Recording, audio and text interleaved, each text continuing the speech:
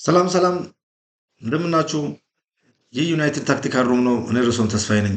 ዛሬ ትንሽ ስለ ካስሚሮ እናወራለን። ካስሚሮ ዛሬ ያው የዩናይትድን የሆም ጌም የመጨረሻ ሆም ጌሙ ዛሬ ያደርጋል።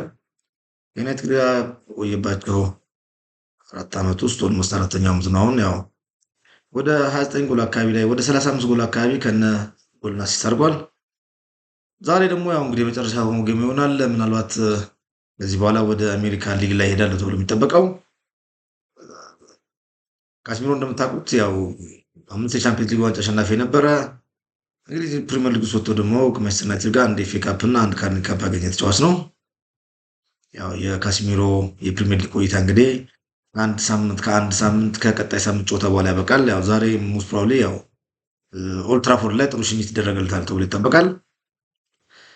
በቀጣይ ሳምንት ላይ ስለ ካስሚሮ የፕሪሚየር ሊግ ቆይታውና ጠቅላላ ካስሚሮ የእግር ኳስ ታሪኩ አሁን ከትላልቅ የሊጎች ወጥቶ ወደ ኤምኤልኤስ ሊግ ወደ አሜሪካ ሊጎች ሊቀላቀል ይችላል፣ ወይ ደግሞ ሳውዲ ሊግ ሊቀላቀል ይችላል። ሙሉ ግን የአሜሪካ ሊግ ነው። በዛ ዙሪያ ላይ የምንሰራው ስራ ይኖረናል። ጋይስ ይሄ የማንቸስተር ፋን ዞን ቻናል ነው። ዩናይትድ ታክቲካል ሩም ነው የሚለው ቻናላችን።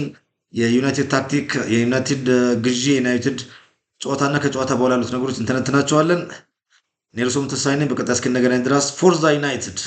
ታንክ ዩ ቬሪ ማች